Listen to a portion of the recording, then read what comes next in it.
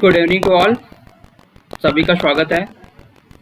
मैं मिर्ज़ापुर की टीम की तरफ से अखिल श्रीवास्तव केमिस्ट्री की फैकल्टी आप सभी का वेलकम करता हूं। आप सभी जल्दी जल्दी अपनी ऑनलाइन क्लास में आ जाएं तो फिर मैं आपको आज के लेक्चर को स्टार्ट कराता हूं।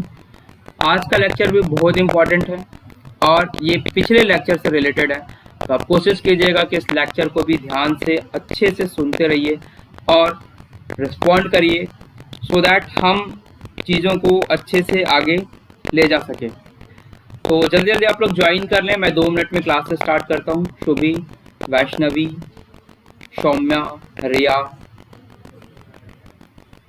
शुभांगी, शिवांगी एंड गुड़िया, सभी लोग आ जाएं क्लास में। प्रखर, निखिल, निकिता, जो लोग क्लास लेते हैं जल्दी जल्दी क्लास में आ जाएं।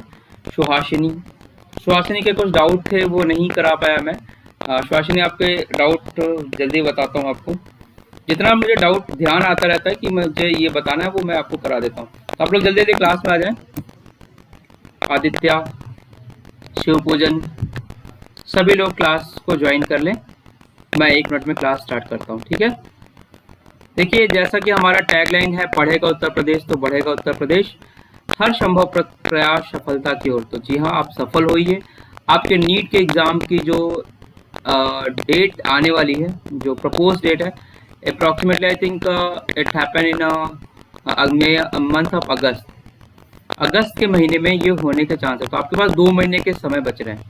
तो कल बच्चों को कुछ मैसेज भी आए थे कि सर आप जीओसी स्टार्ट कीजिएगा इसके बाद। तो इसके बाद मैं आपको जीओसी ही स्टार्ट करूंगा और जीओसी के में कई चीज़ें हैं, उसको ख़त्म करने के बाद हम हाइड्रोकार्बन और उस वाले पार्ट पे चलेंगे, ठीक है। फिर हम आगे जाएंगे। फिर इसके बाद एक चैप्टर उठा देंगे केमिकल इक्विलिब्रियम या आयनिक इक्विलिब्रियम से रिलेटेड। उन्हीं चैप्टर को पहले कराएंगे जिसका वेटेज ज़्यादा है, ठीक है। तो जल्दी जल्दी आप लोग ज्वाइन कर लें। तो आज की क्लास को मैं आपको रन कराऊं और जो भी चीज़ इम्पोर्टेंट है वो बताने की कोशिश करूंगा।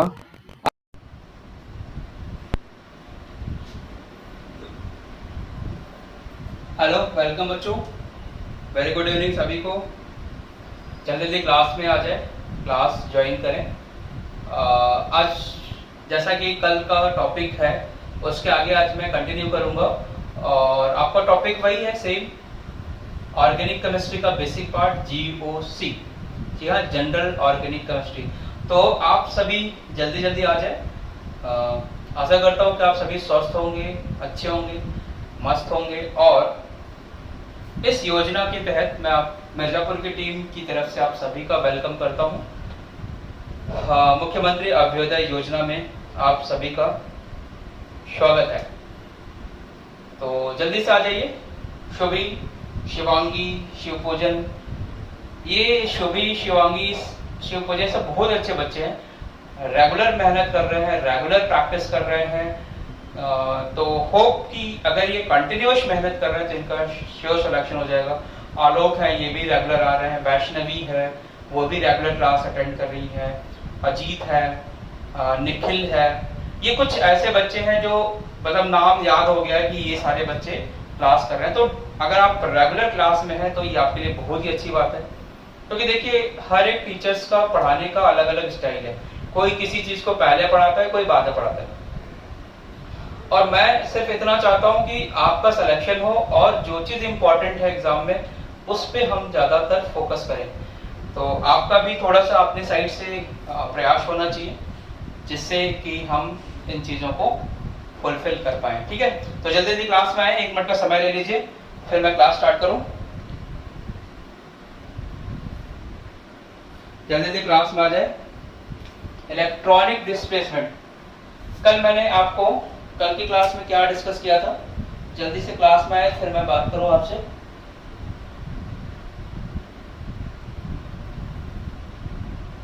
स्टार्ट किया जाए। सभी क्लास स्टार्ट की जाए।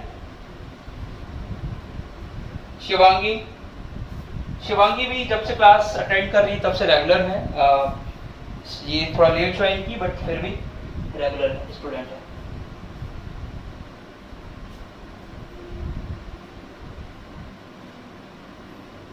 ठीक है। तो चलिए आज मैं आपको, कल देखिए बेसिक पार्ट आपका खत्म हो गया था। बेसिक पार्ट में आपने ये पढ़ लिया था कि बॉन्ड का क्लीवेज कैसे होता है, बॉन्ड ब्रेकिंग कैसे होती है, और इसके दो टाइप होते हैं, होमोलिटिक फिजन और हेटेरोलिटिक फिजन। होमोलिटिक फिजन और हेटेरोलिटिक फिजन के बाद जो आपकी स्पीसीज बनती है, तीन तरह की स्पीसीज बनती है, एक कार्बोकैटायन, एक कार्बन एनायन और एक फ्री रेडिकल। ये तीन चीज होती है। फ्री रेडिकल के लिए जो आपकी कंडीशन है, रिक्वायर्ड कंडीशन है, वो हेल्पर है, heat, sunlight, electricity, free radical और पराक्साइड। ठीक, तो जिन्होंने 12th 11th कर लिया है और 12th में है, और जो 12th मतलब जिन्होंने 12th कर लिया है, सभी ने पराक्साइड इफेक्ट या अपने एंटी मार्कोनिकॉफ रूल पढ़ा होगा। तो देखिए वहां पे आप पराक्साइड का यूज करके आप यहाँ पे फ्री रेडिकल सपोर्टिंग रिएक्शन होती है। तो ये सारी चीजें तो आपको बेसिक पता है। और उसके बाद मैंने आपको बताया था जो अटैकिंग रिएजेंट होते हैं, अटैकिंग रिएजेंट होते हैं वो क्या होता है कि एक न्यूक्लियोफाइल होता है, एक इलेक्ट्रोफाइल होता है और एक फ्री रेडिकल होता है। ये तीन तरह के अटैकिंग रिएजेंट होते हैं। इस अटैकिंग रिएजेंट में भी कुछ डिफरेंस होता है, वो भी मैं आपको जब मैं एल्काइल हैलाइड पढ़ाऊंगा तो वहां पे इलेक्ट्रोफिलिसिटी और न्यूक्लियोफिलिसिटी में डिफरेंस और बेसिसिटी और न्यूक्लियोफिलिसिटी में डिफरेंस बताऊंगा। ठीक है, ये पूरा का पूरा टॉपिक थोड़ा जेई से रिलेट करता है। तो देखिए जैसे आपने पढ़ा था कि आपके जो रिएजेंट होते हैं वो 3 टाइप के होते हैं। मैं थोड़ा सा हिंट दे रहा हूँ, इसको ज्यादा डिटेल में नहीं जाऊंगा अभी। न्यूक्लियोफाइल, न्यूक्लियोफिलिक अटैकिंग एजेंट होगा, या इलेक्ट्रोफिलिक यानी इलेक्ट्रोफाइल होगा,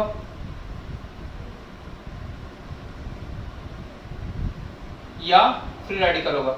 मैंने कल आपको एग्जांपल में भी बताया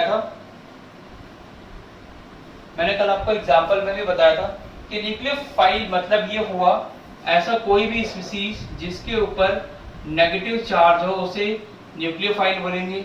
ऐसा कोई भी स्पीसीज जिसके ऊपर पॉजिटिव चार्ज हो उसे इलेक्ट्रोफाइल बोलेंगे। ऐसा कोई भी स्पीसीज जिसके ऊपर फ्री रेडिकल हो उसे आप बोलेंगे फ्री रेडिकल अटैकिंग एजेंट। ठीक, ये तो कल हो चुका था। अब एक बेसिक बात बताइएगा, मान लो मैंने OH लिया, मान लो मैंने क्या लिया OH, तो OH पे नेगेटिव है, तो नेगेटिव है तो ये क्या हुआ, क्या ये न्यूक्लियोफाइल होगा? ये न्यूक्लियोफाइल होगा। OH पे अगर मैंने नेगेटिव लिया तो ये आपका न्यूक्लियोफाइल हुआ। Cl पे नेगेटिव है तो ये भी आपका न्यूक्लियोफाइल हुआ। ब्रोमीन पे नेगेटिव है तो ये भी आपका न्यूक्लियोफाइल हुआ। ये सभी आपका न्यूक्लियोफाइल हुआ। ठीक, अगर मैं इलेक्ट्रोफाइल की बात करूं तो ऐसी कोई भी स्पीसीज जिस पे पॉजिटिव चार्ज आप रखते हैं, ऐसी कोई भी स्पीसीज जिस पे आपका पॉजिटिव चार्ज हो वो आपका इलेक्ट्रोफाइल होता है। जैसे मान लीजिए NO2+, ये आपका नाइट्रोनियम आयन होता है, ये आपका इलेक्ट्रोफाइल का काम करेगा। इन द सेम वे अगर आप क्लोरीन प्लस ले लीजिए तो ये भी आपका इलेक्ट्रोफाइल का काम करेगा। अगर नेगेटिव लेंगे तो न्यूक्लियोफाइल और पॉजिटिव लेंगे तो इलेक्ट्रोफाइल का काम करेगा। HSO4 प्लस ले लीजिए, ये भी इलेक्ट्रोफाइल का काम करेगा। तो बेसिकली क्या है, इलेक्ट्रोफाइल और न्यूक्लियोफाइल में एक ही चीज है, पॉजिटिव और नेगेटिव चार्ज देख लीजिए, आपको दिख जाएगा कौन सा इलेक्ट्रोफाइल है, न्यूक्लियोफाइल। कल ये सब हो गया था, थोड़ा एग्जाम्पल मैंने नहीं लिखा था, इसको लिख लीजिए।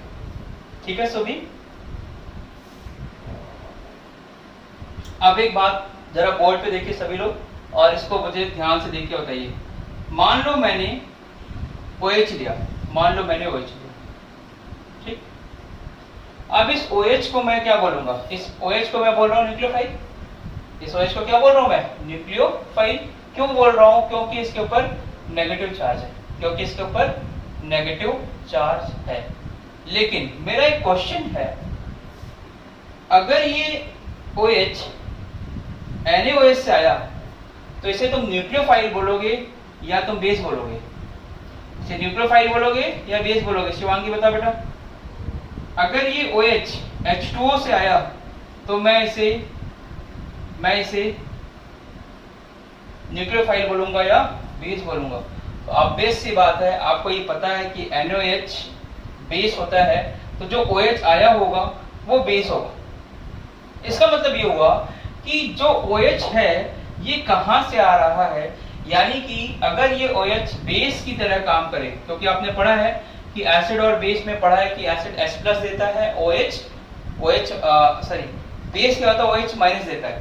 तो देखो ये बेस होगा, तो बेटा बेसिसिटी और न्यूक्लियोफिलिसिटी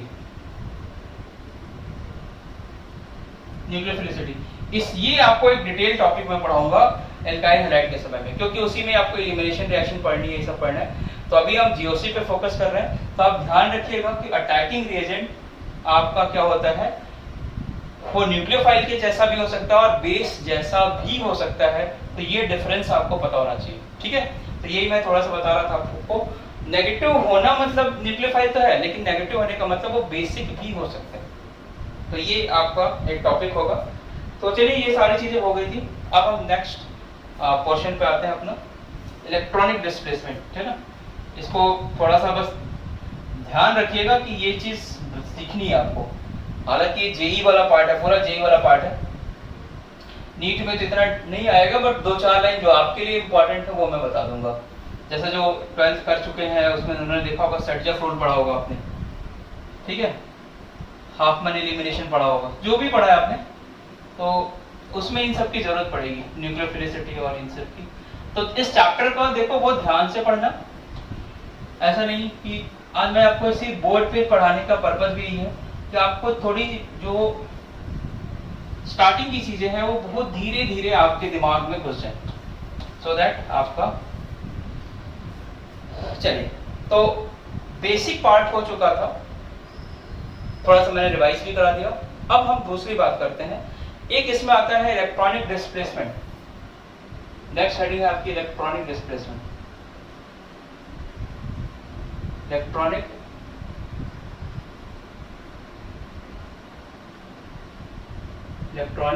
डिस्प्लेसमेंट, ठीक है। Electronic displacement effect. तो इलेक्ट्रॉनिक डिस्प्लेसमेंट इफेक्ट क्या है? देखिए इलेक्ट्रॉनिक डिस्प्लेसमेंट इफेक्ट का मतलब ये है, मान लीजिए आपके पास यहाँ शिवांगी कार्बन है और कार्बन से जुड़ा हुआ है क्लोरीन। तो क्लोरीन इलेक्ट्रॉन को अपने साइड में खींचेगा क्योंकि मोर इलेक्ट्रोनेगेटिव है। तो क्या इलेक्ट्रॉन यहां से यहां तक डिस्प्लेस हुआ?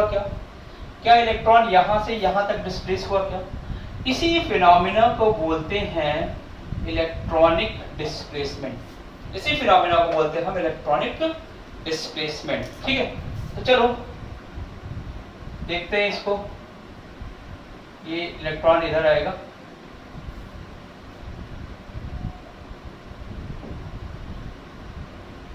ठीक है, इसको बोलते हैं इलेक्ट्रॉनिक डिस्प्लेसमेंट। तो इलेक्ट्रॉनिक डिस्प्लेसमेंट क्या हुआ? तो इलेक्ट्रॉन शिफ्टिंग, यहां इलेक्ट्रॉन की शिफ्टिंग हो रही है, तो मैं ये बोल सकता हूं कि electron shifting in covalent bond is known as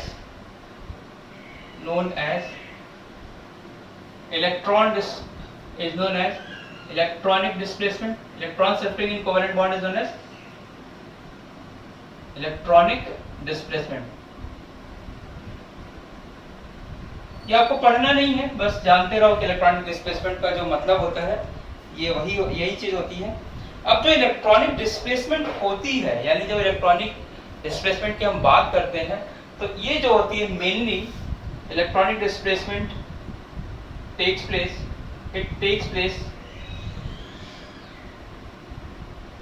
place by, या जो फैक्टर इसको रिप्रेजेंट करेंगे कि ये फैक्टर की वजह से इलेक्ट्रॉनिक डिस्प्लेसमेंट है, तो ये जो होती है इलेक्ट्रॉनिक डिस्प्लेसमेंट, उसमें जो पहला इफेक्ट आप पढ़ते हैं वो है इंडक्टिव इफेक्ट।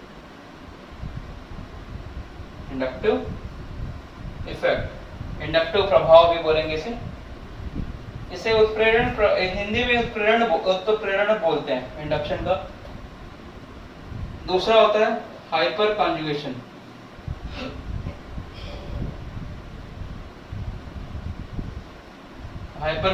इफेक्ट।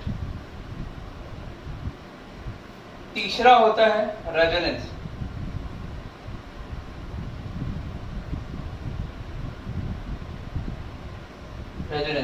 रेजोनेंस को हिंदी में अनुनाद बोलते हैं, इसे अनुनाद बोलते हैं, ठीक है।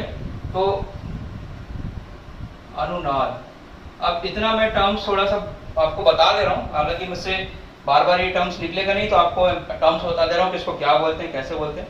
ये hyper inductive effect, hyper conjugation, resonance. एक होता है मीजोमेरिक जो कि रेजोनेंस जैसा ही देता होता है। एक होता है इलेक्ट्रोमेरिक इफेक्ट। इलेक्ट्रोमेरिक इफेक्ट, ये इफेक्ट जो होते हैं ये आपके 4 तरह के इफेक्ट हैं। रेजोनेंस है, मीजोमेरिक इफेक्ट सेम ही होता है, तो अलग अलग बुक में अलग अलग लिखा हुआ है, बट वो सेम ही फिनोमेना होती है, तो आपको अलग से लर्न करने की ऐसा कोई जरूरत नहीं है। तो ये 3-4 चीज ध्यान रखिएगा, inductive effect, hyper conjugation, resonance और इलेक्ट्रोमेरिक इफेक्ट। अब एक बात ध्यान से सुनिए, बहुत ध्यान से, अच्छे से लिख लीजिए, पहले लिख लो, लिखो इसे, है तो छोटा सा और कल आपके नोट्स में भी लिखा था, बट आप फिर भी इसे लिख लीजिए थोड़ी सी चीजें को, फिर मैं आपको बोलूं। ठीक है आदित्य, लिख लिया? अब 2-4 बातें बताओ बेटा, और ध्यान से बताना मुझे। मैंने कल आपको एक बात बताई थी कि जो स्टेबल इंटरमीडिएट होता है वही स्टेबल प्रोडक्ट बनाता है। लेट्स सपोज आपको डॉक्टर बनना है, ठीक है, तो जितनी मेहनत करेंगे उतने ही अच्छे कॉलेज भी मिलेंगे, आप सिलेक्शन भी ले लेंगे और उतने अच्छे कॉलेज मिलेंगे। अब पता चला सिलेक्शन लेने के बाद वहां जाके आपने पढ़ाई नहीं की, तो फिर से आप क्या होंगे, डाउन हो जाएंगे। आपने देखा है कि जैसे कोई हार्ट स्पेशलिस्ट है, बहुत नाम कमा लिया, बहुत ही पैसे कमा लिया, सब कुछ हो गया, और कुछ ऐसे होते हैं कि डॉक्टर तो बन गए लेकिन मतलब बहुत अच्छा नहीं कर पा रहा है। कुछ ऐसे होते हैं जो झोला छाप डॉक्टर बन जाते हैं, बिना पढ़े डॉक्टर बन जाते हैं, वो भी रहे। तो जो जितना मेहनत करेगा, मतलब जो जितना ही स्टेबल इंटरमीडिएट बनाएगा, वही उतना ही स्टेबल प्रोडक्ट में कन्वर्ट होगा। हमारी स्टेबिलिटी का क्राइटेरिया अलग सा है, जैसे हम समाज में हम किस लेवल पे हैं, समाज में कौन हमें मानता है नहीं मानता, ये हम ऐसा सोचते हैं कि this is the stability criteria of ourself. So ऐसा नहीं कि this is the stability criteria of ourself, किसी के लिए वो स्टेबिलिटी क्राइटेरिया डिफरेंट हो सकता है, ये डजंट मैटर, ठीक। लेकिन अगर उसे स्टेबल होना है तो सबसे पहले स्टेबल इंटरमीडिएट बनाना पड़ेगा। और स्टेबल इंटरमीडिएट आपका स्टेबल है या नहीं, ये कौन बताएगा, वो ये सब बताएगा, ठीक है। शिवपूजन वो कौन बताएगा, ये सब बताएगा। मैं मिर्जापुर गया था तो शिवपूजन आया था मुझसे मिलने, और बहुत अच्छा लगा मुझे कि एक बार मेरी बात हुई और तुरंत वो आ गया मुझसे मिलने, अपने काम को छोड़ के भी। तो इसलिए मैं शिवपूजन का नाम बता रहा हूँ कि शिवपूजन जी, अगर आपको स्टेबल होना है, तो अगर आप ऑर्गेनिक कंपाउंड है, तो आपकी स्टेबिलिटी को ये सारे डिसाइड करेंगे, ये सारे इफेक्ट मिलकर डिसाइड करेंगे। और इसमें से भी कौन सा इफेक्ट आप सबसे पहले देखेंगे, वो मैं आपको बता दे रहा हूं, कौन सा इफेक्ट पहले देखेंगे। देखिए, इसमें आपको एक और टॉपिक पढ़ना है, एरोमेटिसिटी। तो एरोमेटिसिटी चूंकि इलेक्ट्रॉनिक डिस्प्लेसमेंट का पार्ट नहीं है, इसलिए आप उसको अलग से पढ़ेंगे। तो इंडक्टिव इफेक्ट में देखिए, इंडक्टिव इफेक्ट जब आपको किसी भी कंपाउंड की स्टेबिलिटी की बात करनी है, तो आपको देखना है रहना है इंडिया में, रहना है इंडिया में, और इसके पहले आप एरोमेटिसिटी देख लीजिए, एरोमेटिसिटी। अब ये टर्म्स आपके लिए कुछ नए होंगे, कुछ आपने सुना होगा, आप बात सुन लीजिए तो चीजें समझ में आ गई। रहना है इंडिया में, रहना फॉर होता है, रह आर से फॉर होता है रेजोनेंस। सबसे पहले आपको क्या देखना चाहिए, किसी भी इंटरमीडिएट की स्टेबिलिटी के लिए सबसे पहले आपको क्या देखना चाहिए, रेजोनेंस। फिर दूसरा इफेक्ट देखेंगे हाइपर कॉन्जुगेशन, हाइपर कॉन्जुगेशन। तीसरा इफेक्ट देखेंगे आप इंडिया मतलब इंडक्टिव देखेंगे, एमए फॉर मेसोमेरिक या इलेक्ट्रोमेरिक की बात कर लीजिए, उसको लास्ट में देखेंगे। हालांकि इन 3 इफेक्ट से ही आपकी चीजें मैक्सिमम हो जाती हैं। कहीं पे अगर हाइपर कॉन्जुगेशन और इंडक्टिव में कंट्राडिक्शन हो तो आप हाइपर कॉन्जुगेशन को प्रेफर करेंगे, हाइपर कॉन्जुगेशन और रेजोनेंस में अगर आपका कंट्राडिक्टरी हो तो आप रेजोनेंस को देखेंगे। तो इन तीनों में इसी ऑर्डर में आपको किसी भी जो इंटरमीडिएट बना, जो कार्बोकैटायन बना, कार्बन एनायन बना, जो फ्री रेडिकल बना, उसकी स्टेबिलिटी की हम बातें इसी ऑर्डर में करेंगे। पढ़ते समय हम पहले इंडक्टिव पढ़ते हैं, फिर हाइपर कॉन्जुगेशन पढ़ते हैं, फिर रेजोनेंस पढ़ते हैं, बट आपको जब स्टेबलाइज करना है तो आप ऐसे देखेंगे। पढ़ाते समय हम इसी से स्टार्ट करते हैं, इससे नहीं, क्योंकि आप अगर इसको सीख लेंगे तो कभी आप इसकी तरफ जाएंगे नहीं, दिमाग ही नहीं लगेगा, और इधर दिमाग नहीं लगेगा तो जहां कंपेयर करने की बात आएगी वहां फंस जाएंगे, तो बेटर है। तो इससे भी आपको बहुत इंपॉर्टेंट चीज है, रहना है इंडिया में इस काम से कम इस चैप्टर से, जीओसी से 2 से 3 क्वेश्चन बनेंगे। 2 क्वेश्चन तो मुझे लगता है आता ही आता है। एक क्वेश्चन आएगा जो इनडायरेक्टली डिफरेंट चैप्टर में आपको इसका यूज दिखेगा, इनडायरेक्टली दिखेगा, लेकिन अगर आपको यहाँ पे ही प्रॉब्लम हो गई, यहाँ यही नहीं समझ में आया, तो अगले चैप्टर में आप नहीं कर पाएंगे। ठीक है, तो देख लीजिए इन चीजों को कि रहना है इंडिया में। अब मैं इंडक्टिव इफेक्ट की बात कर रहा हूँ। इंडक्टिव इफेक्ट क्या होता है, कैसे होता है?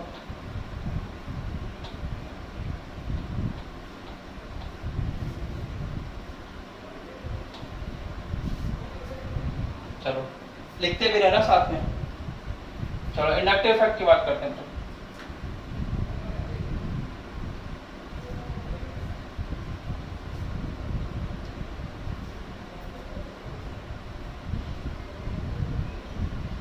इंडक्टिव इफेक्ट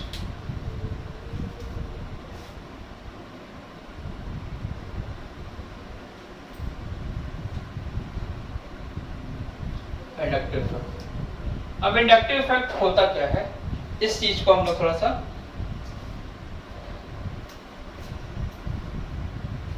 इंडक्टिव इफेक्ट होता क्या है इसको हम लोग थोड़ा सा डिस्कस करेंगे अभी। अच्छा, तो पहले मैं डेफिनेशन बता देता हूं, ठीक है। पोलराइजेशन इन कोवेलेंट बॉन्ड, या अभी आपको मैंने इसके पहले वाले चैप्टर में केमिकल बॉन्डिंग में पोलराइजेशन सिखाया है, डायपोल मोमेंट सिखाया है। अगर आपने वो जो नए हैं जिन्होंने देखा नहीं है वो वाला पार्ट, तो प्लीज उस वाले को जाके देख लीजिएगा, सो आपको पोलराइजेशन का मतलब समझ में आ जाएगा। तो अगर मैं इंडक्टिव इफेक्ट की बात करूं तो इंडक्टिव इफेक्ट क्या है? तो inductive effect is the polarisation in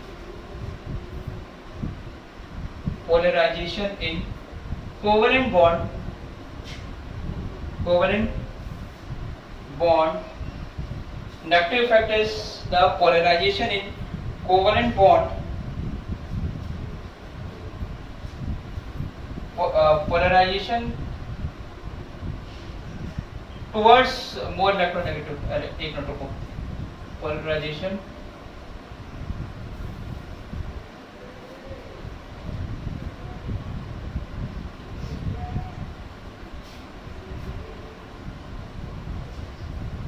polarisation मतलब क्या हुआ? Shifting of electron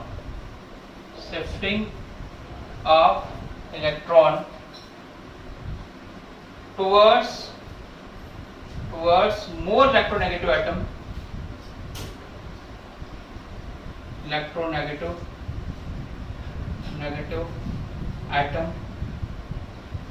towards more electronegative atom in covalent bond,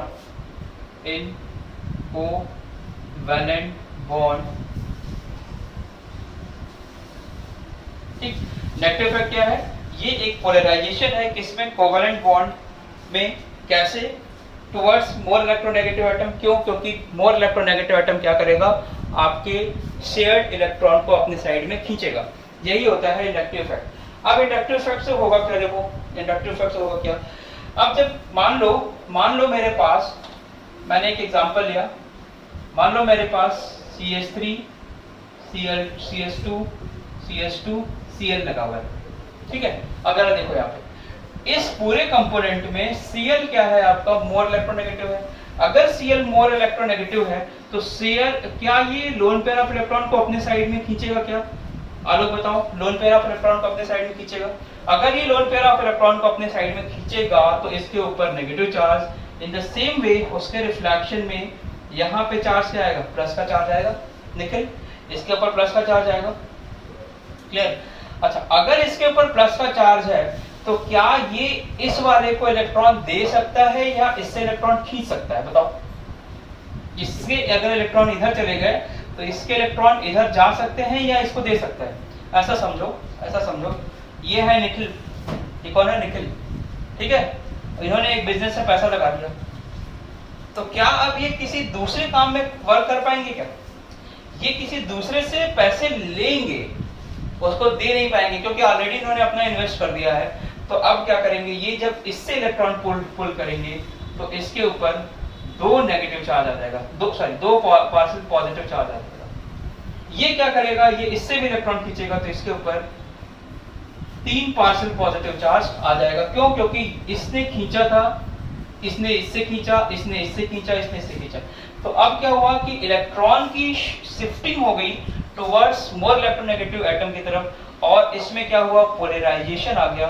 इसी फिनोमेना को मैं बोलता हूँ इंडक्टिव इफेक्ट। इसको मैं और भी एक एग्जांपल से सिखाता हूँ कि मान लीजिए आपके पास 10 हाथी हैं, खूब तगड़े तगड़े हाथी ले लीजिए, अब 50 घोड़े ले लीजिए, 50-60 घोड़े ले लीजिए। अब वो घोड़े इधर खींचेंगे, हाथी उधर खींचेगा, घोड़ा इधर खींचेगा, हाथी उधर खींचेगा। तो आप देखेंगे थोड़ी देर के बाद कभी भी घोड़ा इस साइड नहीं खींच सकता, पूरे हाथी को इधर नहीं खींच सकता। हाथी भी 10 है, भले घोड़े 50 हैं, तो क्या हुआ, तो अब क्या हुआ, शिफ्टिंग अगर होगी तो उसी साइड होगी, तो हाथी के साइड में शिफ्टिंग हुई तो इलेक्ट्रॉन कहाँ गया, इधर, ठीक है। तो ये होता है आपका इंडक्टिव इफेक्ट। चलिए इसे लिख लीजिए, समझ तो गए होंगे आप लोग। अब मैं इसी लाइन से सारी चीजें सिखाऊंगा आपको, इसी लाइन से सारी चीजें सिखाऊंगा, लिखते जाओ। वैष्णवी बेटा समझ आ रहा है? सुहासिनी, सौम्या, निखिल, प्रखर, अजीत,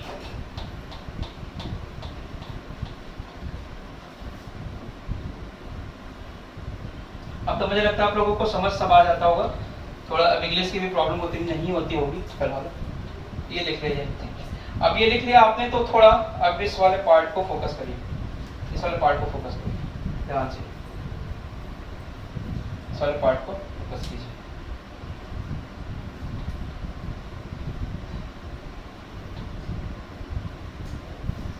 इस पिछले वाले चैप्टर से जो भी आपको डाउट हो ना, वो आप मुझे भेज दीजिएगा, सो दैट उसे मैं संडे या मंडे को पूरी क्लास में क्वेश्चंस करा दूँ, ठीक है। तो बीच में क्वेश्चन करा देंगे। अब जरा यहाँ देखो, इसकी जो मेन प्रॉपर्टी है, क्या ये negative charge in positive charge के बराबर होगा? क्योंकि लॉ ऑफ कंजर्वेशन ऑफ, अगर मैं चार्ज की बात करूं तो law of conservation of charge ये होगा ना, जितना नेगेटिव उतना ही पॉजिटिव है, ठीक है। अब ऐसा नहीं कहना कि सर यहाँ तो 1 है, यहाँ पे 1 प्लस हुआ, यहाँ पे 2, भाई जितना खींचेगा वो उसी के रिस्पेक्ट में जाएगा। एक चीज और बताओ, क्या जो अगर हाथी खींचने की कोशिश करे कि घोड़ों को, पूरे 10 हाथी 50 घोड़ों को खींचने की कोशिश करें, तो जो लास्ट में 50वां घोड़ा होगा, क्या उसपे वो इफेक्ट सबसे कम होगा? क्या वो इफेक्ट सबसे कम होगा? क्या जैसे मान लो मैं एज ए घोड़े की तरह ट्रीट करूं, पहला वाला घोड़ा एकदम ऐसे टिल्टेड रहेगा, है ना, एकदम टिल्टेड रहेगा, दूसरा वाला घोड़ा थोड़ा कम होगा, तीसरा एकदम थोड़ा सा ऐसा रहेगा, फिर चौथा ऐसा रहेगा, पांचवा फिर ऐसा रहेगा, ऐसे ऐसे करके लास्ट वाला घोड़ा एकदम थोड़ा सा खड़ा रहेगा या हल्का फुल्का टिल्टेड हो सकता है। तो क्या मैं ये बोल सकता हूं कि this inductive effect is a distance dependent effect? ये अगर मैं बोल सकता हूं तो ये लाइन लिख लेना, इट इज डिस्टेंस डिपेंडेंट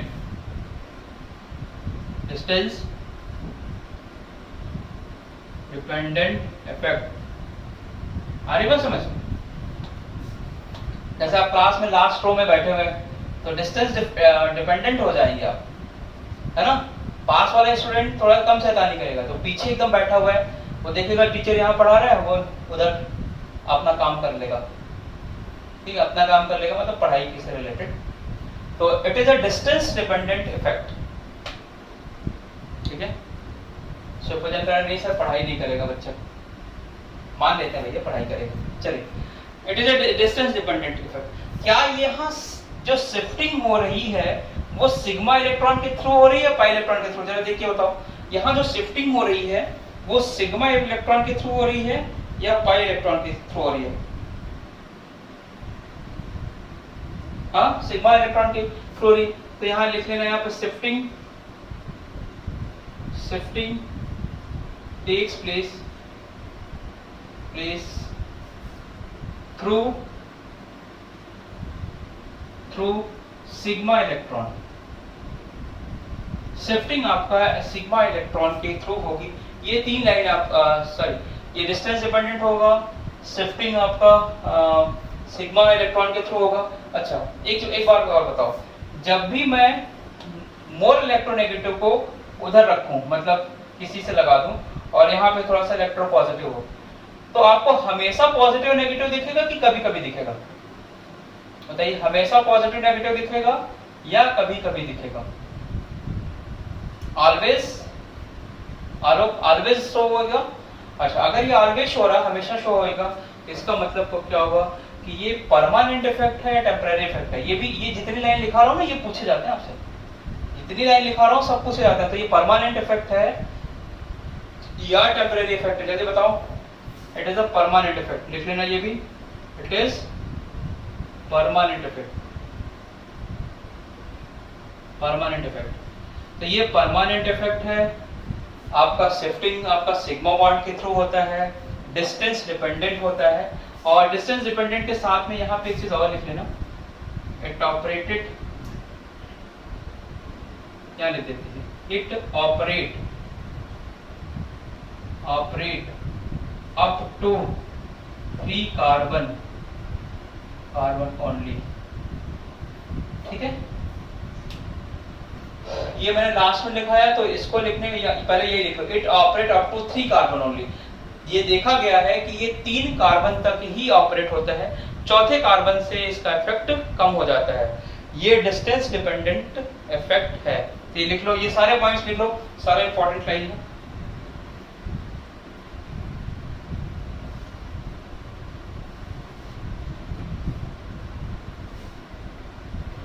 लिख लो फटाफट।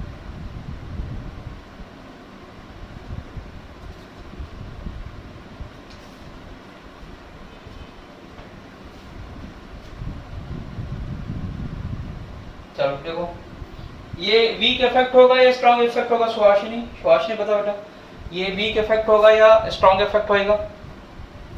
वीक इफेक्ट होगा या स्ट्रॉन्ग इफेक्ट होगा? ये वीक इफेक्ट होगा, तो ये भी लिख लो, ये वीक इफेक्ट होता है, कमजोर सा होता है, इसका प्रभाव क्या होता है, कमजोर होता है ना, वीक इफेक्ट। वीक इफेक्ट, ठीक है, कमजोर इफेक्ट होता है, वीक, स्ट्रॉन्ग नहीं होता ये। इसको लिखो फटाक से, वीक इफेक्ट। अब इंडक्टिव इफेक्ट के बाद हम बात करेंगे कि आपके जो इंडक्टिव इफेक्ट हैं वो कितने टाइप के होते हैं और फिर इसका कहां कहां यूज होता है।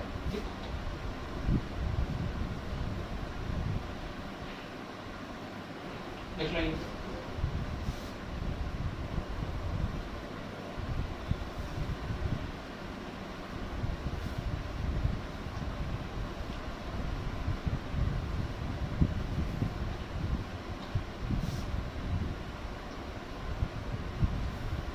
it is a weak effect. Next लिखो, type of inductive effect. Next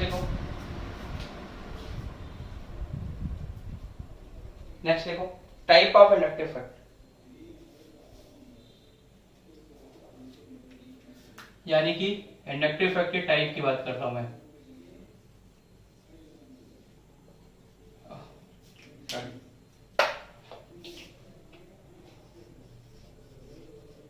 effect, ये देखिए दो तरह का होता है। एक होता है plus I effect showing group, plus I effect showing, ठीक है प्रखर, ग्रुप, और दूसरा होता है minus I effect showing group. एक होता है plus I effect showing group, एक होता है minus I effect showing group. तो plus I effect showing group और minus I effect showing group, दो तरह से इसको डिवाइड करेंगे हम। तो plus I effect showing group क्या होता है? और minus I effect showing group क्या होता है ये देख लीजिए। देखिए जो plus I effect showing group है इसको हम बोलते हैं, it is also known as electron donating group. क्या बोलेंगे इसे? Electron donating group. अभी जरा यहां देख लीजिए, फिर उसके बाद आप लोग लिखिएगा इलेक्ट्रॉन डोनेटिंग ग्रुप, या इसे हम बोलेंगे electron releasing group. Releasing group, ये इलेक्ट्रॉन रिलीजिंग ग्रुप होता है। ये जो होता है minus I effect showing group क्या होता है? ये इलेक्ट्रॉन विथड्राइंग ग्रुप होता है। इलेक्ट्रॉन विथड्राइंग ग्रुप, ये इलेक्ट्रॉन रिलीजिंग ग्रुप होता है, ये इलेक्ट्रॉन विथड्राइंग ग्रुप होता है, या इसे आप बोलते हैं इलेक्ट्रॉन डोनेटिंग ग्रुप होता है। ठीक है, इसको आप बोलते हैं इलेक्ट्रॉन डोनेटिंग इसको बोलते हैं electron withdrawing group, EWG group में बोलते हैं। इसको क्या बोलेंगे? इलेक्ट्रॉन विथड्राइंग ग्रुप को आप EWG बोलेंगे, इलेक्ट्रॉन विथड्राइंग ग्रुप, और इसे बोलेंगे electron releasing group ERG group, ERG group. ये ऐसा बोलते हैं, ठीक है, ERG ग्रुप, या EDR नहीं बोलते हैं, इलेक्ट्रॉन डोनेटिंग और अब इसको थोड़ा सा समझ लीजिए फिर लिखिएगा कि क्या है। देखो यहां देखो, अगर ये मैंने दो एटम लिया, ये ब्लैक वाला एटम अगर इलेक्ट्रॉन खींच रहा है, अगर ये इलेक्ट्रॉन इससे खींच रहा है, तो मैं इसे बोलूंगा कि ये आपका इलेक्ट्रॉन विथड्राइंग ग्रुप होगा। ये कौन सा ग्रुप होगा? इलेक्ट्रॉन विथड्राइंग ग्रुप होगा, यानी कि वो क्या होगा? Minus I effect showing group होगा, यानी कि वो कहीं से भी इलेक्ट्रॉन डेंसिटी को कम कर देगा। अगर तुमसे खींचना स्टार्ट कर दे तो तुम्हारे इलेक्ट्रॉन डेंसिटी को क्या करेगा? कम कर देगा। ये जो ग्रुप होते हैं ये इलेक्ट्रॉन डोनेटिंग ग्रुप होते हैं, ये इलेक्ट्रॉन देने वाले ग्रुप होते हैं। या ERG ग्रुप है, ये क्या करेगा? कहीं पे भी इलेक्ट्रॉन डेंसिटी को बढ़ा देगा। जैसे शिवपूजन है, निखिल ने क्या किया? निखिल ने शिवपूजन से पैसे ले लिया, मतलब पैसे के टर्म में समझ लीजिए, इसे विथड्रॉ कर दिया। निखिल ने शिवपूजन से 50,000 रुपए ले लिए, तो निखिल कौन सा काम करेगा? इलेक्ट्रॉन विथड्राइंग ग्रुप का काम करेगा। अब मैंने क्या किया? शिवपूजन को 1 लाख रुपए दे दिए, मान लो, ऐसा दे नहीं रहा हूं मैं, मान लो ऐसा ना सर, हाँ सर ने आपने बोला था तो आप दीजिए, ऐसा नहीं, दे दिया, तो मैं क्या होऊंगा? इलेक्ट्रॉन रिलीजिंग ग्रुप होऊंगा, क्योंकि मैं, या इलेक्ट्रॉन डोनेटिंग ग्रुप होऊंगा। क्यों? क्योंकि मैं उसे इलेक्ट्रॉन दे रहा हूं, मैं उसे मनी के फॉर्म में इलेक्ट्रॉन दे रहा हूं, और एक इलेक्ट्रॉन को खींचने वाला ग्रुप हुआ। तो मैंने क्या किया? क्या मैंने उसकी मनी को बढ़ाया? मैंने उसकी मनी को बढ़ाया। अगर मैंने उसकी मनी को बढ़ाया शुभी, तो क्या मैं कौन सा ग्रुप बोला जाऊंगा? मैं बोला जाऊंगा इलेक्ट्रॉन डोनेटिंग ग्रुप। और निखिल ने इलेक्ट्रॉन लिया उससे, तो निखिल को क्या बोलेंगे? Electron withdrawing group. ये चीजें समझ में आ गई होंगी आप लोगों को। इसे फटाफट लिख लीजिए, 2 मिनट लगेंगे, फटाक से लिखिए, फिर इसके बाद में बात करता हूं आपसे।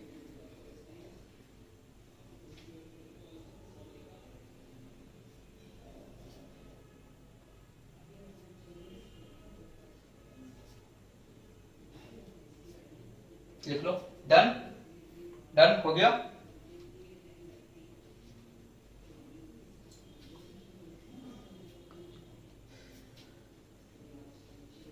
हो गया।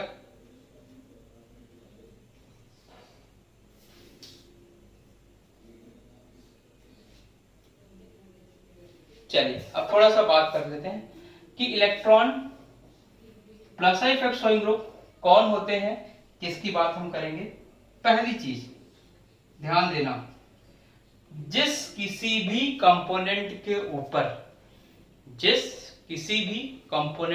ऊपर नेगेटिव चार्ज हो उसको आप बोलेंगे plus I effect showing group. In the same way, जिस किसी भी कंपोनेंट के ऊपर पॉजिटिव चार्ज हो उसे मैं बोलूंगा minus I effect showing group. मतलब यहां देखो, ये क्या हुआ?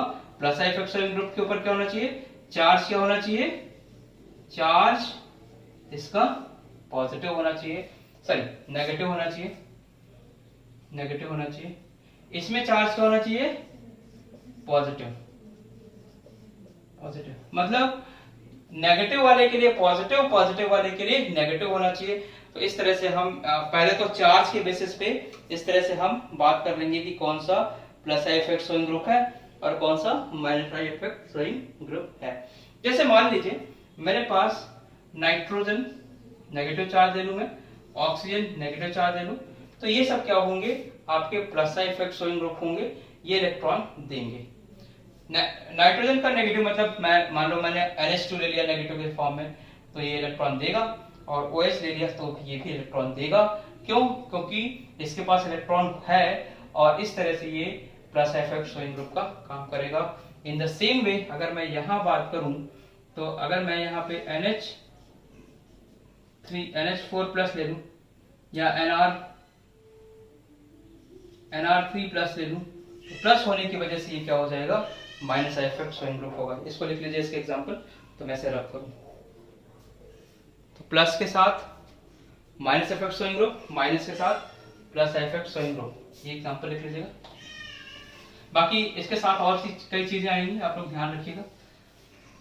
अब जो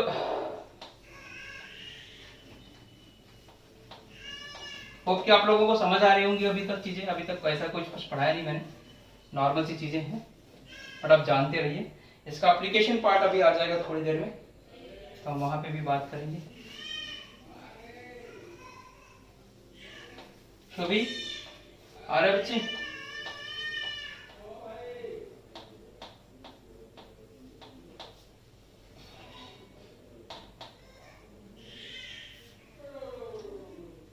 अच्छा, जहां आपने लिखा है ना plus I effect showing group, minus I effect showing group, जरा plus I effect showing group के नीचे अब मैं लिखा दे रहा हूं क्या क्या होगा।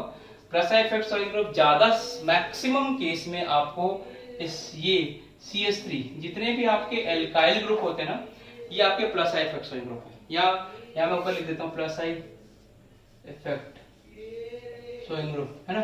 जितने भी आपके एल्काइल वाले पार्ट होते हैं CH3, वो क्या होगा? आपका plus I effect showing group होगा। अब अगर मैं इसमें ढेर सारा एल्काइल लगा दूं, मतलब CH3 ढेर सारा लगा दूं, ढेर सारा CH3 का मतलब क्या हुआ?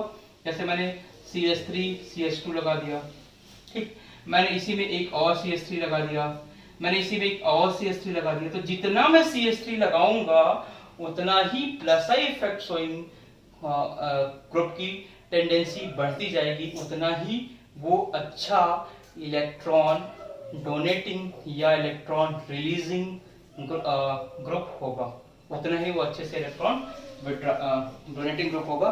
तो इसको भी आप लिख लीजिए कि जितने भी एल्काइल ग्रुप होते हैं, ये एल्काइल का फॉर्मूला है, एल्काइल ग्रुप और इलेक्ट्रॉन मतलब plus I effect showing group, plus I effect showing group, ठीक। अब इसमें देखेंगे कैसे, CH3 होल थ्राइस, अगर मैं यहाँ पे 3 CH3 ले लूं, 3 CH3 ले लूं C, ठीक, और फिर यहाँ पे मैं 2 CH3 ले लूं, ठीक है, यहाँ पे मैं एक ही CH3 ले लूं और फिर मैं एक ही CH3 ले लूं, तो आप ऐसे देखेंगे, मतलब इसमें आप हाइड्रोजन से वैलेंसी सेटिस्फाई कर लीजिए, ये आपके ऊपर है वैलेंसी सेटिस्फाई करने का। जैसे यहाँ 3 लिया तो बाकी का जो वैलेंसी है एक इधर से आया तो बाकी का वैलेंसी यहाँ से सॉरी ये बाकी की जो वैलेंसी है वो आप इसी से सेटिस्फाई कर लीजिए। ये जो है इसी के साथ जुड़ा हुआ है ना, ये जो कार्बन है वो इसी के साथ जुड़ा हुआ है, ऐसा, ये मतलब ये बेसिकली ऐसा ग्रुप है, ठीक है, ऐसा ग्रुप। तो इसकी इलेक्ट्रॉन डोनेटिंग टेंडेंसी ज्यादा होगी, तो ये क्या होगा? उतना ही plus I effect showing group होगा। तो इसको इस ऑर्डर में आप लिख सकते हैं, ठीक, इसको इस ऑर्डर में लिख दीजिए। ये मैं बोल रहा था C2H5 और CH3। तो अगर आपको C2H5 और CH3 में कंपेयर करना हो तो C2H5 की इलेक्ट्रॉन डोनेटिंग टेंडेंसी ज्यादा होगी CH3 से। नॉर्मल केस में यही दो आपको पढ़ेंगे एग्जाम में, जरूरत पड़ती है, तो ये दोनों को ध्यान रखिएगा, ठीक है। दूसरा सबसे मोस्ट कॉमन एग्जांपल यही पूछा जाएगा आपका। दूसरा, आपको जितने नेगेटिव वाले हैं वो सारे plus I effect showing group होंगे। अब एक चीज और मैं बता देता हूं, आपने हाइड्रोजन, ड्यूटेरियम और ट्राइटियम का नाम सुना होगा। हाइड्रोजन, ड्यूटेरियम और ट्राइटियम का नाम सुना होगा। तो जो ट्राइटियम है, ट्राइटियम जो इसका बड़ा आइसोटोप है, उसकी साइज बड़ी होती है, तो उसके इलेक्ट्रॉन देने की टेंडेंसी, चूंकि साइज बड़ी होगी तो न्यूक्लियस से उसका डिस्टेंस बढ़ेगा। इसको समझो, साइज बड़ी होगी तो न्यूक्लियस से डिस्टेंस बढ़ेगा, न्यूक्लियस से डिस्टेंस बढ़ेगा तो न्यूक्लियस से फोर्स ऑफ अट्रैक्शन कम होगा, और अगर न्यूक्लियस से फोर्स ऑफ अट्रैक्शन कम हुआ तो वो दूसरे को इलेक्ट्रॉन जल्दी से दे देगा। अरे बात समझ रहे हैं? तो ट्राइटियम की जो इलेक्ट्रॉन देने की टेंडेंसी है, प्लस इफेक्ट शोइंग की टेंडेंसी है, वो ड्यूटेरियम से ज्यादा होगी, ड्यूटेरियम की हाइड्रोजन से ज्यादा होगी। ठीक है, तो ये भी देख लो आप प्लस इफेक्ट शोइंग ग्रुप में, ये लिख लो सारे। एक चीज और है, O माइनस की plus I effect showing tendency इससे ज्यादा होगी, इससे ज्यादा होगी। रीजन बीइंग, यहाँ पे रेजोनेंस वाला कॉन्सेप्ट आता है, अभी रेजोनेंस मैंने आपको पढ़ाया नहीं है, बट रेजोनेंस में ये ध्यान रखिएगा कि यहाँ पे resonance single bond double bond जहां पे भी कंडीशन आएगी, जैसे देखो single bond double bond condition direct आ रही ना, क्या रेजोनेंस होगा। तो यहाँ पे बच्चे इस केस में इसकी इलेक्ट्रॉन देने की टेंडेंसी थोड़ी सी कम हो जाती है और ये वाला इलेक्ट्रॉन ज्यादा अच्छे से देगा, तो इसका जो है प्लस, ये ज्यादा अच्छा plus I effect showing group होगा। एक एग्जांपल और ले लेता हूं, हालांकि ये सब बेसिक चीज आपको उतना डिटेल में नहीं बतानी चाहिए, लेकिन फिर भी सुन लो। अगर मैं नाइट्रोजन ले लूं और ऑक्सीजन ले लूं,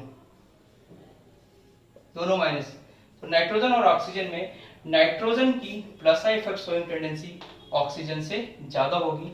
क्यों ज्यादा होगी, निखिल बताएगा क्यों ज्यादा होगी? ऑक्सीजन और नाइट्रोजन में इलेक्ट्रोनेगेटिविटी किसकी ज्यादा होती है? ऑक्सीजन और नाइट्रोजन में इलेक्ट्रोनेगेटिविटी किसकी ज्यादा होती है? इलेक्ट्रोनेगेटिविटी का ऑर्डर पीरियोडिक क्लासिफिकेशन में पढ़ा आपने, FONClS। तो बच्चे ये सब पढ़ा रखा है मैंने, तो बच्चों ध्यान रखो कि ऑक्सीजन जो होता है, ऑक्सीजन जो होता है वो मोर इलेक्ट्रोनेगेटिव है किससे? नाइट्रोजन से। तो अगर ये मोर इलेक्ट्रोनेगेटिव है तो क्या इलेक्ट्रॉन को पकड़ के रखेगा क्या? अगर ये मोर इलेक्ट्रोनेगेटिव है तो इलेक्ट्रॉन को पकड़ के रखेगा, और जब ऑक्सीजन इलेक्ट्रॉन को पकड़ के रखेगा तो वो इलेक्ट्रॉन को दे नहीं पाएगा, और अगर वो इलेक्ट्रॉन को दे ही नहीं पाएगा तो उसकी जो टेंडेंसी होगी इसके कंपैरिजन में, नाइट्रोजन के कंपैरिजन में कम हो जाएगी। दैट्स व्हाई हम इसको लिखते हैं। मेजर तो आपका यही आएगा, पर थोड़ा सा इसको आप ध्यान रखिए। तो ये हो गया plus I effect showing group, ये फटाफट लिख लीजिए इसके ऊपर। फिर मैं आपको minus I effect showing group की बात करूं।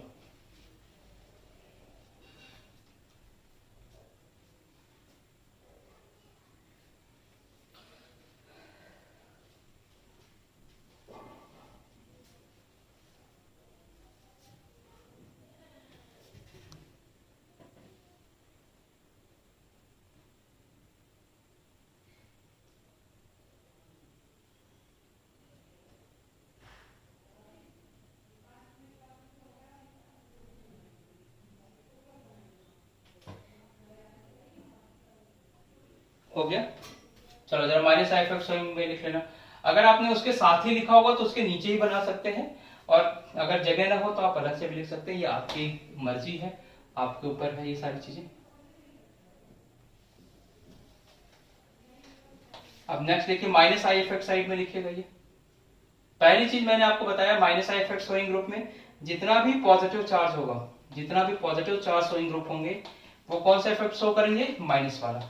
जितना भी पॉजिटिव चार्ज शोइंग ग्रुप होंगे वो क्या करेंगे?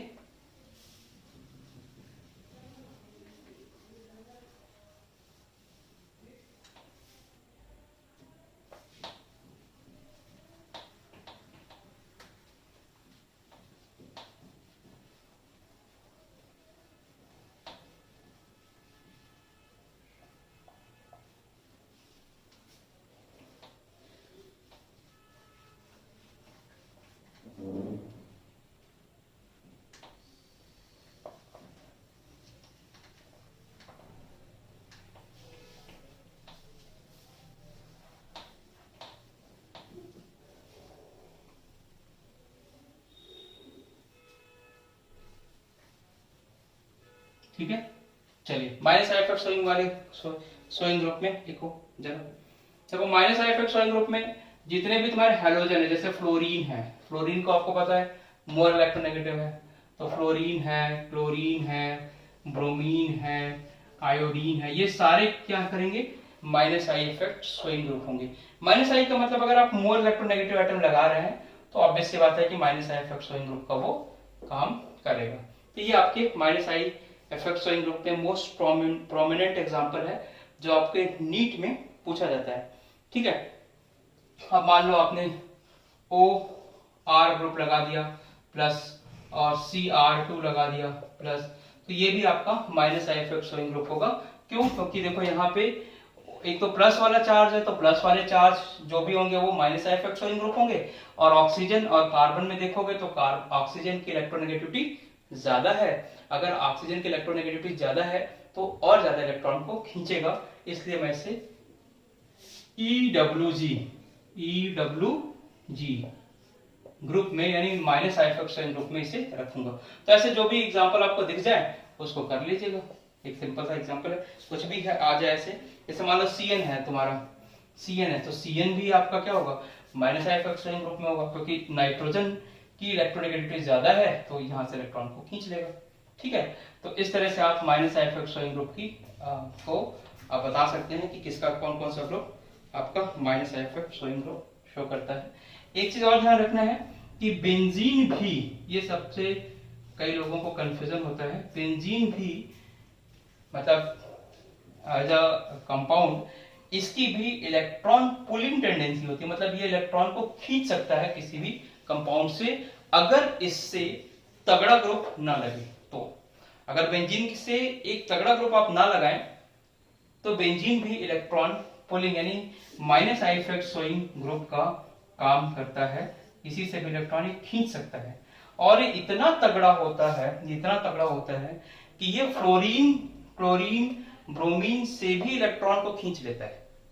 ये फ्लोरीन, क्लोरीन, ब्रोमीन से भी इलेक्ट्रॉन को खींच लेता है, इसलिए इसको आप minus I effect showing group में ही रखेंगे। हाँ, इसकी अगर इंडिविजुअल बात करें तो ऐसा नहीं कि फ्लोरीन से ज्यादा होगा, लेकिन ये फ्लोरीन से भी खींच सकता है, ये मैं बोल रहा हूँ। तो ये भी आपका minus I effect showing group है।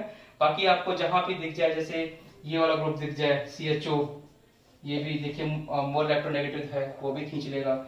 अगर आपको COOH दिख जाए तो ये भी खींच देगा। एसिड, एसिड के डेरिवेटिव, एल्डिहाइड, सारे के सारे इलेक्ट्रॉन को खींचने वाले ग्रुप होते हैं, EWG ग्रुप होते हैं, minus I effect showing group होते हैं। ये कहीं पे भी इलेक्ट्रॉन डेंसिटी को कम करेंगे या ज्यादा करेंगे, शुभी इलेक्ट्रॉन डेंसिटी को कम करेंगे या ज्यादा, लिखते रहिए, ये कहीं पे भी इलेक्ट्रॉन डेंसिटी को कम कर देंगे। ठीक है, सुहासिनी लिख लो बेटा यहाँ पे, वैष्णवी, सौम्या, रिया, प्रखर। पढ़ाते समय मैं भूल जाता हूँ कि आप लोग भी क्लास में है। चलिए फटाफट लिखो उसे। तो होप आप लोगों को इंडक्टिव इफेक्ट समझ में आ गया होगा, plus I effect showing group, minus I effect showing group, everything.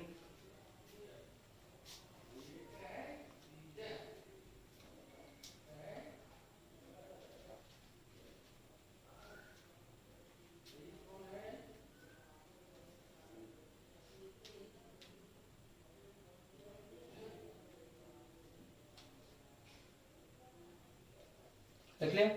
अब इसका इंडक्टिव इफेक्ट खत्म हो गया आपका। अब इसका एप्लीकेशन पार्ट देख लीजिए, अब इसका एप्लीकेशन पार्ट देख लीजिए। इसके एप्लीकेशन को मैं एक दो एप्लीकेशन में करा देता हूं, फिर आपको नेक्स्ट क्लास में आपके पास एक दिन का टाइम भी बचेगा, सारा रिवाइज कर लेना बच्चों, सारा रिवाइज कर लेना। पता चला रिवाइज नहीं करोगे तो दिक्कत होगी। ठीक है, तो आप सारी चीजों को रिवाइज कर लीजिएगा।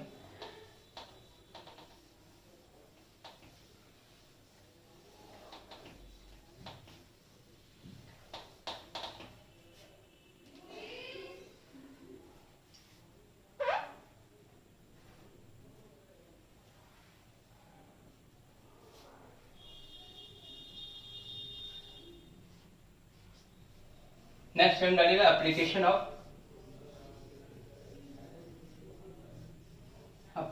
Of inductive effect, inductive effect. पहले हेडिंग है स्टेबिलिटी ऑफ। अजीत समझ आ रहा है बच्चे? अजीत प्रभु समझ आ रहा है? आलोक, प्रखर,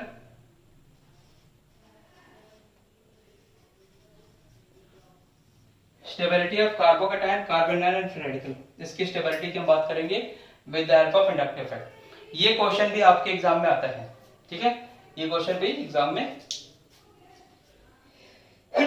आता है, ठीक है। तो आप एक एग्जांपल ले लें, क्या इसको करें एग्जांपल से करें। आपका आवाज तो क्लियर हो रही है ना? थोड़ी ये दिख भी रहा होगा क्लियर, कोई ऐसा तो दिक्कत नहीं है। देखो चलो देखते हैं, एग्जांपल ले लो। पहले तो कार्बोकैटायन की स्टेबिलिटी ऑफ कार्बोकैटायन की मैं बात करता हूं। यहाँ पे जो स्टेबिलिटी ऑफ कार्बोकैटायन होगा, कार्बन एनायन जस्ट उल्टा हो जाएगा और फ्री रेडिकल इसी के जैसा होगा। अब क्यों होता है ये मैं एक्सप्लेन कर रहा हूं। इसका जो होगा इसमें वो रिवर्स हो जाएगा और फ्री रेडिकल में एज इट इज रहेगा। तो सबसे पहले मैं बात करता हूं कार्बोकैटायन की स्टेबिलिटी का। पहले मैं बात करता हूं कार्बोकैटायन की स्टेबिलिटी। तो सबसे पहले मुझे ये बताओ, मान लो मैंने एक कंपोनेंट लिया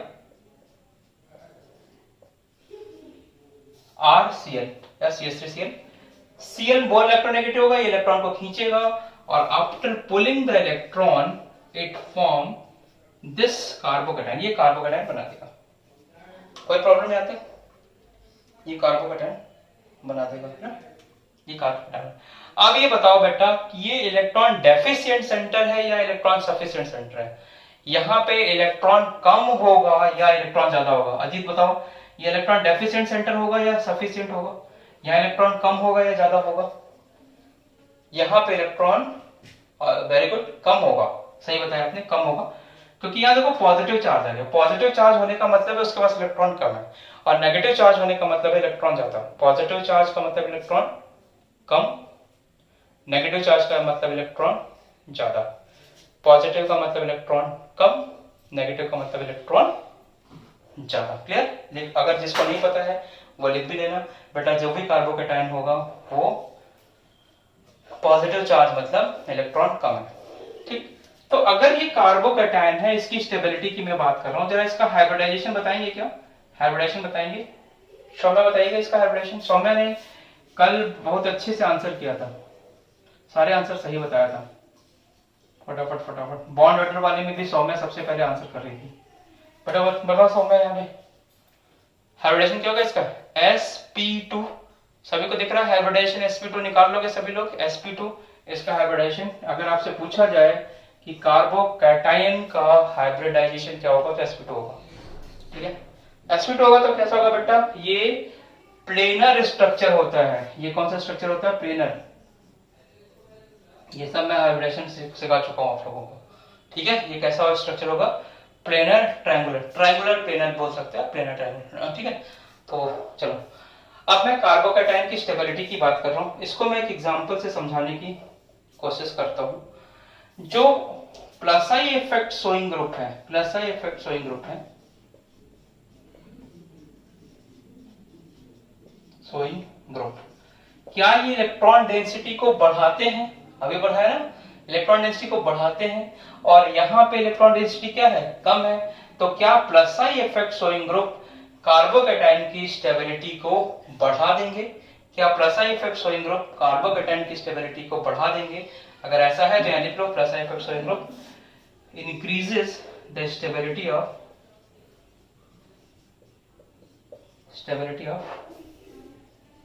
कार्बोकैटायन। अगर plus I effect showing group carbocation की स्टेबिलिटी को बढ़ाते हैं, ये लिख लो जरा आप लोग, फटाक से लिखो, एक लाइन का है, लिखो फट से।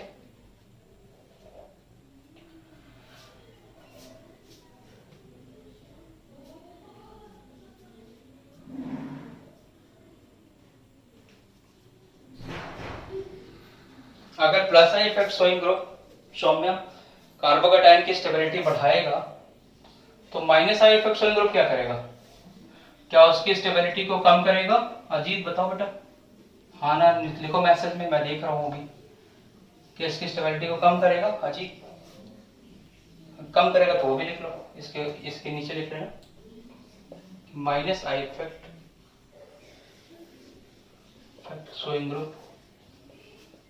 showing group decreases stability of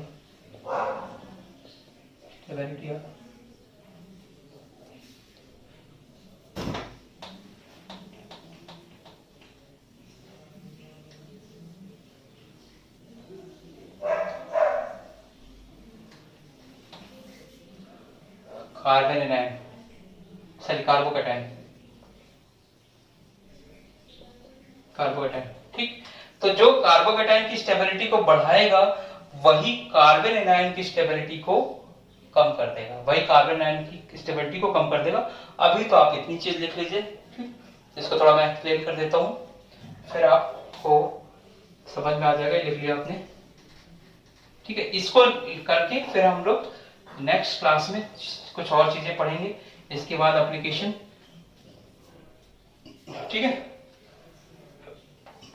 फिर जोसेफ और भी कई चीजें हैं जिसको आपको बताना है, फिर कई क्वेश्चंस हैं, कई क्वेश्चन कराऊंगा, उसको डिस्कस करूंगा, ठीक है। एरोमेटिसिटी कराऊंगा, तो इससे थोड़ा सा लंबा चैप्टर है, ऐसा नहीं है कि आपने हाइपर कॉन्जुगेशन पढ़ लिया एक लेक्चर में तो आपको लगा कि सब चीज खत्म हो गई, बहुत चीज है यहाँ पे, ठीक।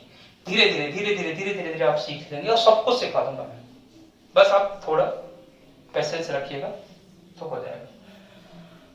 तो plus I effect showing group decreases the stability of carbocation plus I effect showing group increases the stability of carbocation. ये मैंने बात की। जैसे मान लो ये हमारे अजीत हैं, ठीक है अजीत जी, यहाँ पे कार्बोकैटायन है आप, ठीक।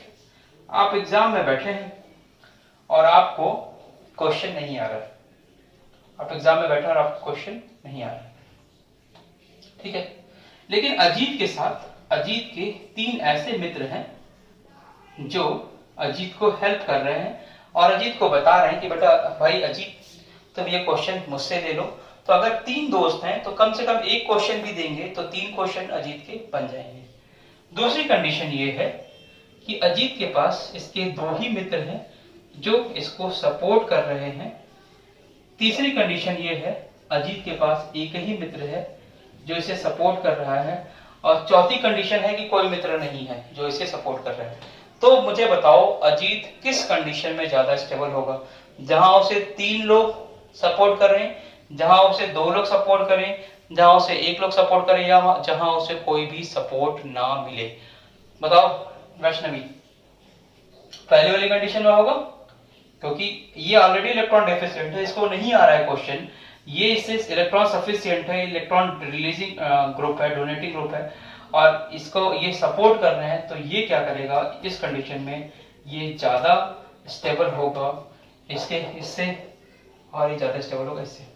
कैसे एक्सप्लेन किया? With the help of inductive effect से। Due to the more inductive effect this compound is more stable than this. ठीक है, क्लियर है सभी को?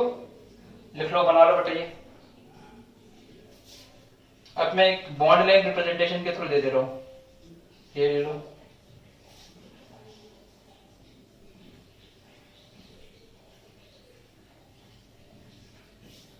यहां पे मैं क्लोरीन लगा दे रहा हूं। क्लोरीन मतलब इलेक्ट्रॉन खींचने वाला ग्रुप।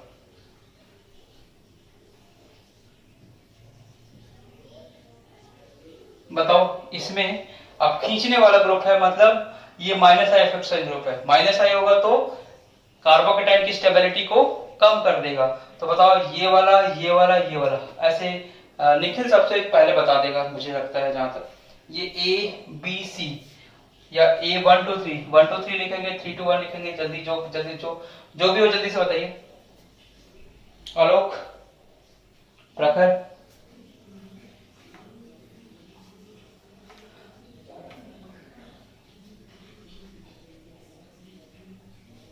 एबीसी ना, या 1 2 3।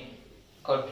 देखिए अगर मैं, ये तो आप लोगों को क्लियर हो गया होगा। यहाँ देखिए इसकी बात करते हैं। अगर इन दोनों को कंपेयर करें, तो यहाँ पे देखिए कार्बोकेटाइन जो पहला, दूसरा, तीसरे नंबर वाले कार्बन पे, इसको छोड़ दिया जाए तो पहला, दूसरा, तीसरे वाले कार्बन पे।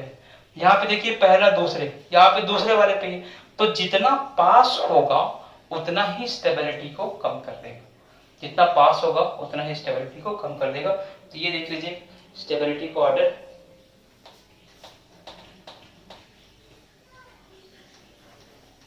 अब मैं एक लास्ट एग्जांपल ले रहा हूँ, फिर मैं इसके एप्लीकेशन पार्ट को नेक्स्ट क्लास में डिस्कस करूंगा।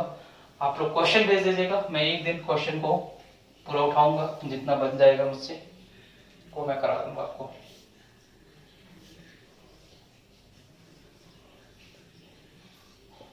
ये होमवर्क, ये होमवर्क,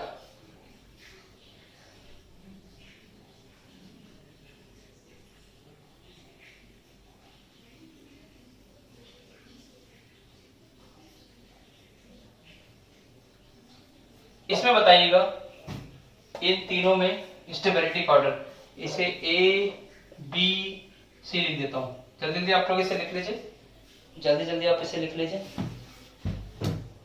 ठीक है, ऐसे लिख लीजिए आप लोग।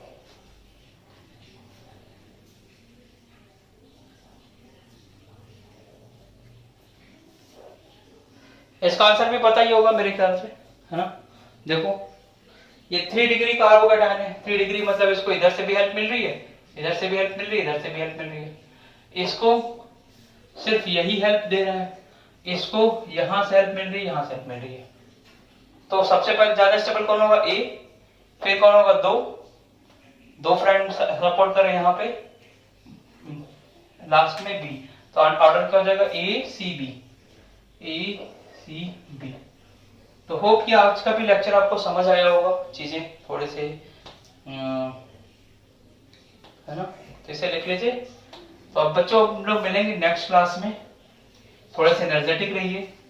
जीओसी के 2-3 क्वेश्चन आएंगे, पहले इसको मैं करा लूंगा, फिर मैं इसके क्वेश्चन को भी टाइम दूंगा प्रॉपर। तो प्रॉपर वे से जब इसको टाइम दूंगा, जो बच्चे अभी 11th से 12th में आए हैं और देखिए लास्ट ईयर आपके बहुत ज्यादा अच्छे से पढ़ाई नहीं हुई होगी, तो हो सकता है ये टॉपिक छूट गया हो, और अगर हुआ हो तो बहुत अच्छी बात है।